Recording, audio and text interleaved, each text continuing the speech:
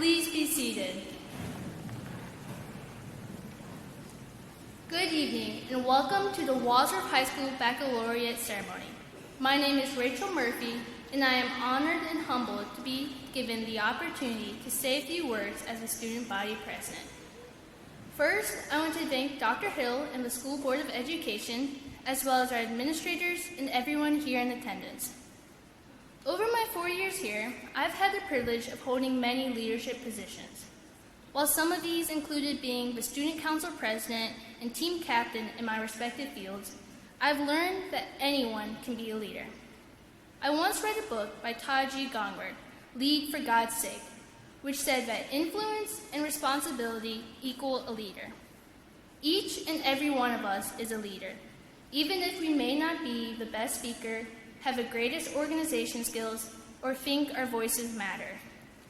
We all hold some form of influence, whether positive or negative, and with such influence comes great responsibility. As leaders, I want to encourage you all with some lessons I learned from this book, as well as other leaders pouring into me. The first is to accept and embrace the position that you are in right now, because tomorrow is never guaranteed. It is no coincidence that we walk through the halls of Wadsworth High School together and are in this gymnasium together. Although it is extremely exhilarating looking at our futures with endless possibilities ahead of us, it is also important to focus on the now and see how we can change our worlds with our leadership abilities. Secondly, I encourage you to find your purpose. Find the reason why you get up each morning, face the challenges of the day, and retire at night just to do it again. Find what sets your soul on fire to pursue your dreams and passions. For me, I'm driven by the love of God, who sent his Son to die on the cross because of my sinful nature. It is through his relentless love and mercy that pushes me to love others as best I can. It is through his love that I find purpose in tackling the hard stuff and chasing after my goals and hopes. Yet, my beliefs are not the same as your beliefs. My gifts and passions are not the same as yours, nor is my future. While I will be continuing my education in college, along with some of you, many of you will be entering the workforce, defending our country, or continuing in trade schools. Wherever you are, though, you have the opportunity to lead with purpose. Thank you.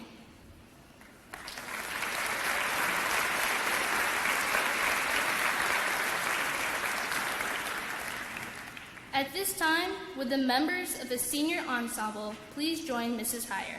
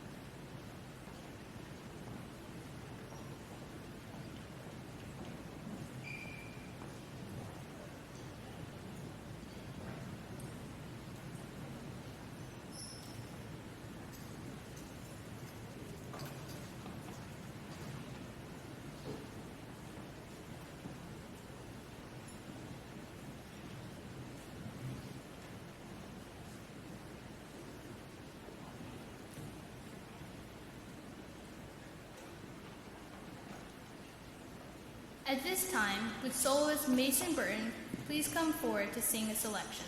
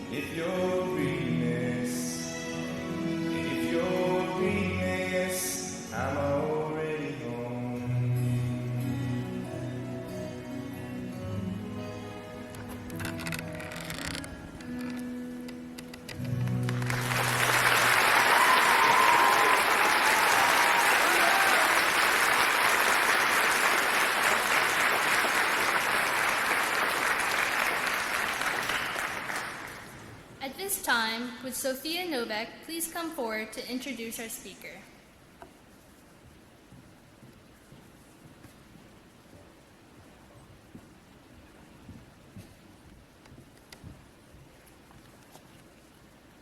Good evening.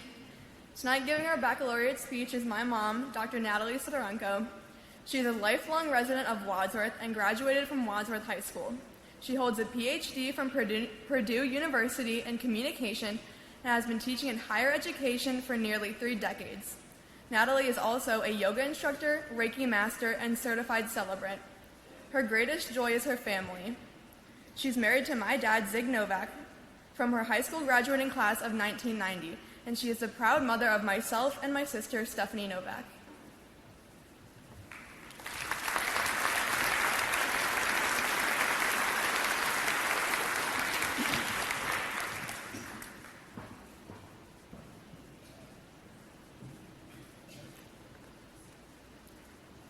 Thank you, Sophia. Mason, wow, I don't know. I have to follow you. Giving Tim McGraw a run for his money. That was beautiful. Good evening, students of the Wadsworth High School graduating class of 2022, and to your parents, guests, teachers, administrators, and all of you present here with us tonight and online. It is my humble honor to speak to you on this sacred evening, where we applaud you, we celebrate you, and bestow blessings upon you ahead of Sunday's graduation ceremony. I'm certain many of you are looking at your peers tonight and thinking, wow, we made it. Or, how did we get here? Or perhaps, what's next? In moments like these, we as humans are prone to reflection. In what might feel like rapid-fire movie reels, our hearts and minds look back on the last 13 years of this journey known as primary and secondary education in awe and wonder, and maybe with a little side of cringe. And yet we know, too, it's been so much more than that, more than classes and homework and tests. It's been personal growth and setbacks, accomplishments and disappointments, successes and failures, and everything in between. It's been your coming of age. And during this coming of age, you survived a worldwide pandemic, remote learning, shortened or canceled trips, performances, and sports. You experienced political upheaval, market division, civil unrest, and economic uncertainty. On top of these traumatic national and global circumstances, many of you faced personal loss, heartbreak, and struggles with mental health. Though the popular saying, "you are not alone," is beautiful and true, it didn't always feel that way over these past 4 years. And still, you survived. You even thrived, and now you have arrived at this very moment, the only moment we ever have, the present. Alice Morse Earle's words were made famous by Master Oogway in the beloved movie Kung Fu Panda. And they are apt for where you are in this moment. Yesterday is history. Tomorrow is a mystery. Today is a gift. That's why they call it the present. And it is that sentiment that I wish to convey to all of you now. If there is one resounding message in my words tonight, it is this: be present for your life. Be here now. Guard against clinging to the past. Don't suffer for things that are gone or for what might have been. Everything is impermanent. Don't anticipate the future so acutely that anxiety steals your joy in the present. Realize deeply that the present moment is all you ever have, Eckhart Tolle reminds us. Don't get stuck somewhere else. Stay here. Stay present for your life. I know all too well that this is much easier said than done. Staying present is a practice. Very few of us ever master it day after day, moment after moment. But we can practice being present through mindfulness, through the noticing of how we're feeling and what is happening around us.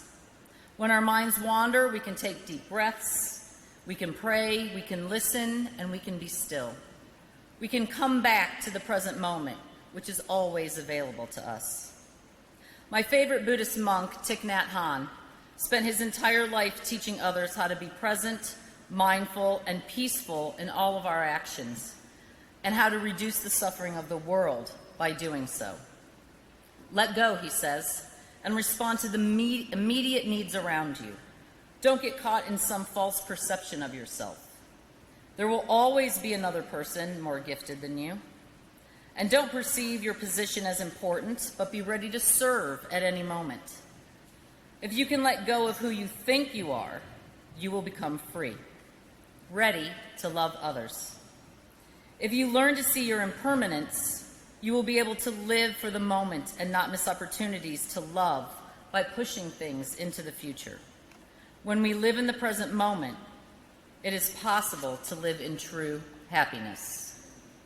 Now, Miss Celia Lambert, who I don't think has returned from the track meet, I know there are a lot of seniors here at the track meet and some of them in Cleveland getting ready for the Dazzler Awards tomorrow. But Miss Celia Lambert, who's one of my friends, reminded me how all of you are already seasoned in the practices described in the Hahn quote.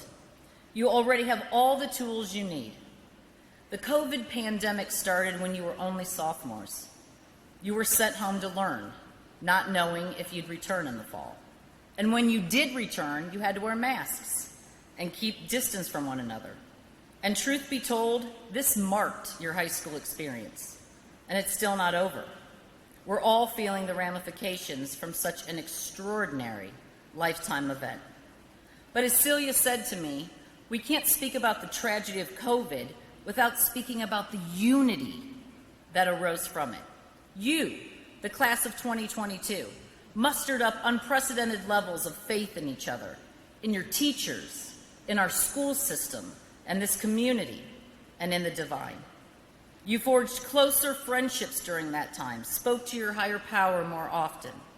You found yourself in this weird place in time in the history of humanity, and yet you stayed present and focused on what was right in front of you, what you could control, how you could help, and who you could love. I grew up on Sesame Street, the Electric Company, Schoolhouse Rock, and Mr. Rogers. Mr. Rogers told us to look for the helpers in times of crisis and fear. And right now, I'm looking at them. You are the helpers. You are the way showers who soldiered on when you could have thrown up your hands in despair and given up. You took care of one another. I'm sure there are disparate faith paths represented here tonight, and I honor all of them. And though not everyone takes the Christian Bible as a literal text, it holds important lessons. Its words are beautiful admonishments for us all. From 1 Corinthians, let all that you do be done in love. And Romans, do all that you can to live in peace with everyone. And Hebrews, keep on loving one another as brothers and sisters. You did this during COVID. May you continue to follow that path. Continue to be a light in the world. Be mindful, present, and aware of what's happening within you and around you, and be ever ready to lighten someone's load. Stand up to injustice. Embrace an attitude of compassion and a heart that seeks to understand those different from you. Take concerted action to alleviate the suffering of others and your own. Don't be afraid to use your voice to champion the oppressed, the disenfranchised, those who are in need among us. And the best way to do this, pay attention to what matters. Get quiet. Listen to that small, still voice within. That voice has something to say. Here in Wadsworth, though we've had our struggles, we lived a pretty relatively charmed life, one that is fairly insulated and protected from the outside world. When we leave this tight-knit community, we find ourselves in a fresh new world, a world that is strange and unique. May you embrace it and discern for yourself to not lose your place when you're giving a speech. May you embrace it and discern for yourself the magic of cultural diversity. May you cultivate a mindset of critical thinking and an appreciation for unfamiliarity. May your worldview expand beyond your current imagination. There are no limits to learning in this wide and wonderful planet. Do this by diving right in person, as much as possible. Don't be burdened by the distraction of social media that you all grew up with. It's great to connect and stay connected with others online. But don't allow someone's highlight reel to be your source of disdain, worthlessness, or envy. Influencers, filters, auto-tune followers, these oft-coveted gains are empty disruptions to a true live-out-loud life. Be present with people in real life, not just online. Know your worth, and don't conform to a darn thing. You are a child of God, a unique expression of the vast universe. Don't chase after unattainable perfection nor swaths of money and fame. Don't placate your friends list by flaunting your relentless ambition. None of these things bring true happiness and contentment. In the end, none of those material attributes are measures of a life well lived. Of course, do the best you can. Don't shrink your goals and dreams for anyone. Strive for greatness. But keep it real, stay humble and kind, and remember what counts: how well you loved and how fully you lived. Take every opportunity laid out before you. Travel, study abroad. Change your college major when it no longer serves your dreams. So long as it's safe, take as many in-person classes as possible. Take that date in a public place. Seek out internships, apprenticeships, and the chance to learn your mom, your dad's, and your grandma's recipes. Commit them to memory. Walk in the forest, plant and weed a garden. Feel the aliveness of the earth in your hands and underneath your feet. Savor the long lunch and the extended weekend with your siblings who will surely miss you. Live a full, unabashed, unadulterated, and unapologetic life. No one can do it for you. You are the one who can embody authenticity, vibrant aliveness, and a reverence for the miracle of life itself. Make time for the important things, even if they are small things. Visit the friend, take the trip, go to the interview. Don't live with regret. Regret and guilt are useless emotions. They keep us stuck in the past and prevent us from living in the present. There is no set time in the future to do what you want to do. Do it now. Try not to ever wish away the present moment, no matter how bad it hurts, no matter how hard the commitment to stay in it. Stay there anyway. Feel all the things. Avoid numbing them out with any type of drug, from pills to shopping, from alcohol to social media. The temptations to escape the real, the now, they're plentiful, and they will always beckon you to succumb to them. Believe me, I've been there. There are plenty of reasons to want to escape the agony and discomfort of life, but none of them are as powerful as the argument to remain present and grow. The lotus flower must struggle mightily to break through the darkness and mud to feel the sun. It's worth it. So lean into the struggle. The hardships you face will forge within you the resolve, strength, determination, and perseverance to build a life beyond your wildest dreams.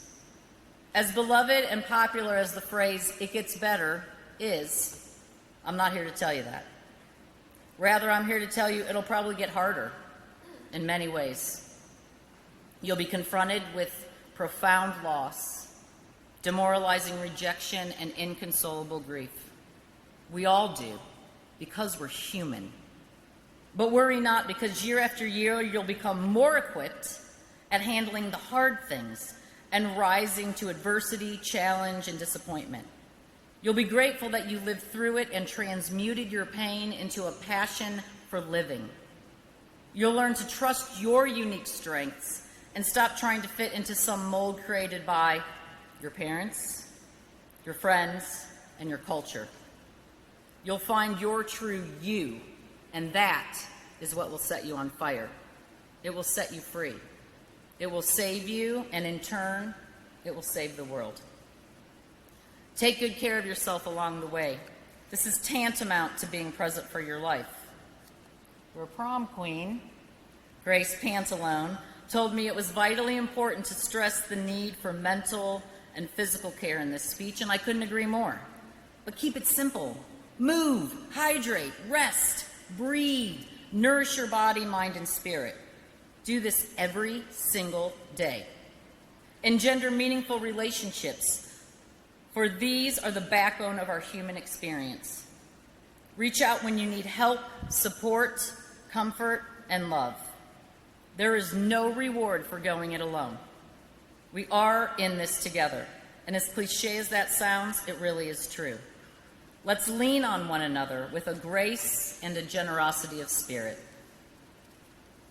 The book of Ecclesiastes says, after looking at the way things are on this earth, here's what I've decided is the best way to live. Take care of yourself, have a good time, and make the most of whatever job you have for as long as God gives you life. That's what it's about. That's the human lot.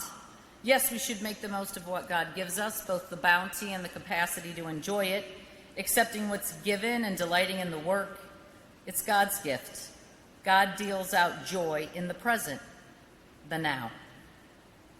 So trust the timing of your life. There is an awesome plan for you. Surrender to it. When you push against it, you're not in alignment.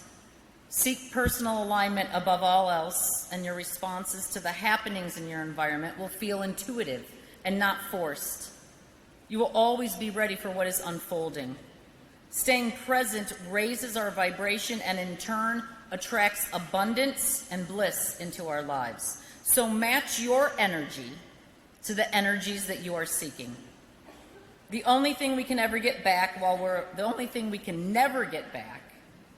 alive is time. Don't squander it nor wish it away. Savor every minute. I don't know if any of you have seen the classic Ferris Bueller's Day Off, but in it, Ferris, the protagonist, says, life moves pretty fast. If you don't stop and look around once in a while, you could miss it.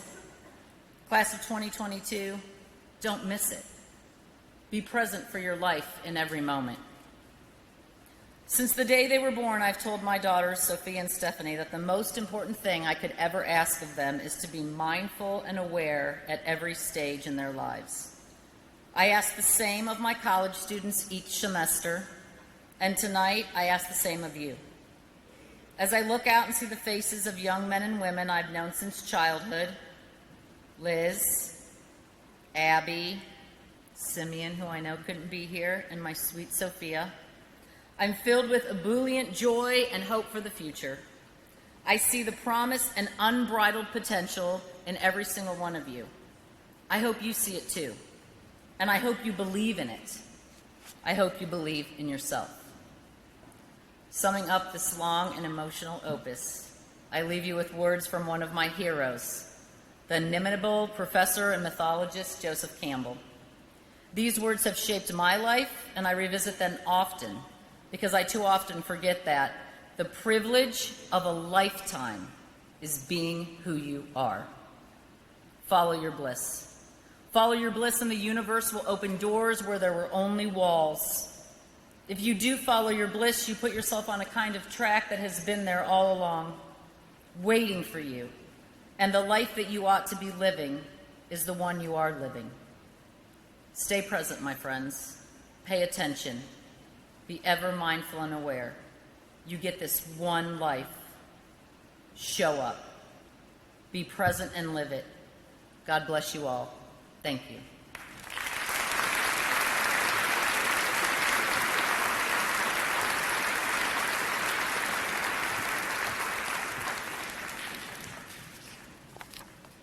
Thank you very much, Dr. Sidorenko. I now invite all of you to take part in the flower dedication ceremony. These flowers symbolize our respect, appreciation, and love for the people who have taught us patiently and influenced us in a positive manner. Fellow classmates, please follow the usher's directions to dismiss by row from the front and back to obtain carnations to give to those special people who have encouraged you through your high school career and led you to this momentous occasion. Please return to your seat when you have finished. Thank you.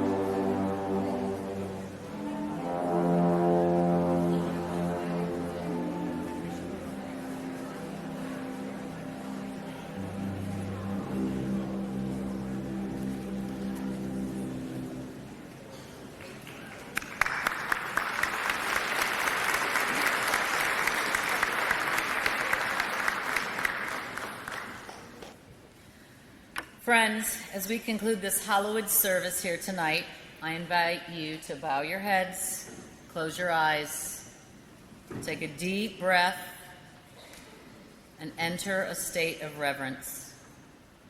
Let us pray together for these beautiful young persons in our midst.